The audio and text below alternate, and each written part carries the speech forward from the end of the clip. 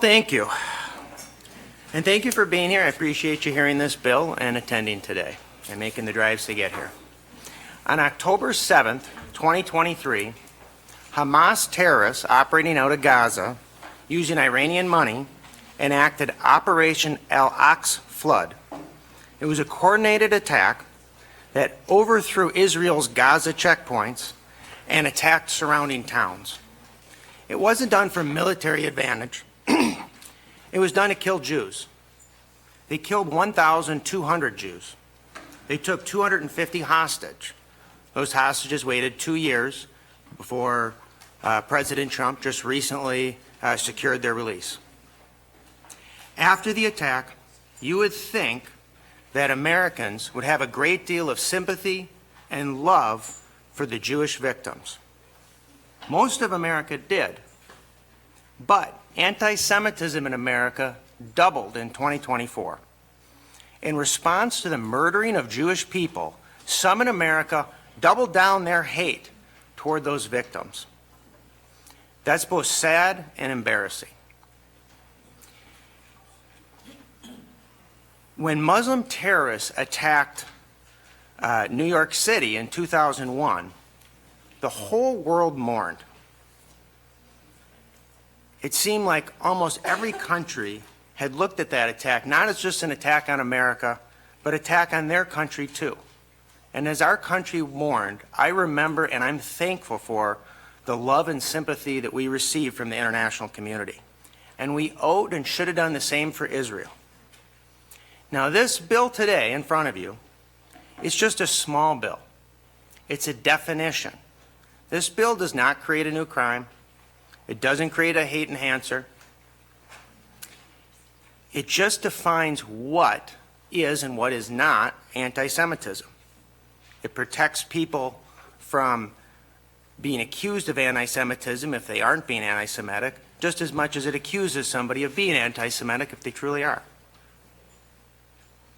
You know, in state law, we define what a school bus is.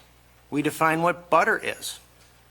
We define what a person who identifies as an African American is in Wisconsin Statute 250.20. We even define what economically disadvantaged means. Why not define anti-Semitism too? The International Holocaust Remembrance Alliance, the IHRA, has created a definition of anti-Semitism that has been adopted by 37 American states already, both Republican and Democrat. It's been adopted by the Biden administration and the Trump administration. And I think that the state of Wisconsin should be the 38th state to adopt the IHRA's definition. That definition is, anti-Semitism is a certain perception of Jews which may be expressed as hatred toward Jews. Rhetorical and physical manifestations of anti-Semitism are directed toward the Jewish or non-Jewish individuals and or their property, toward Jewish community institutions and religious facilities. Further, it provides a couple of quick examples. An example of anti-Semitism, according to this definition, is calling for, aiding, or justifying the killing or harming of Jews in the name of radical ideology or an extremist view of religion.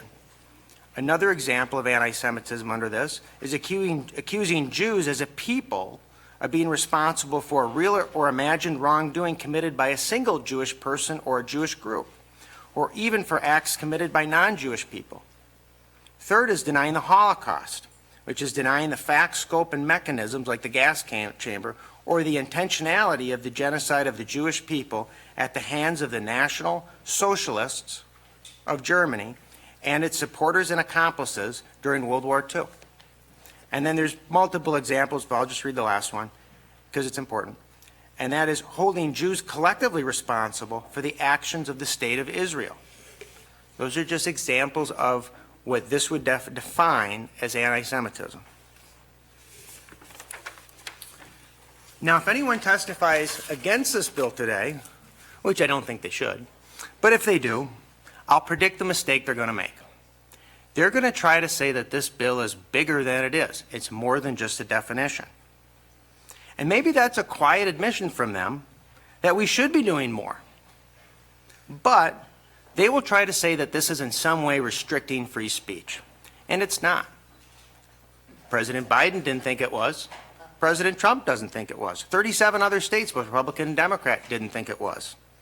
If it was a constitutional problem, that definition, we'd already know by now. And second, is this bill is not making it illegal to be anti-Semitic. You can still be anti-Semitic after this bill passes. This is not restricting that speech, it's identifying that speech, just like we identify what butter is. Now, I looked at my heart and thought about why was this important to me as a Christian to help the Jewish people in this way. And anti-Semitism is not just 2 years old, it's thousands of years old. These people have been picked on, hated, and killed specifically because they're God's chosen people. If God would have chosen Esau's descendants, they would not have been picked on. They are picked on because they are God's chosen people. They're the closest thing that some folks who are the farthest from God can get to picking on God himself. And I want to help God and I want to help his people in this small way that I can. Thank you.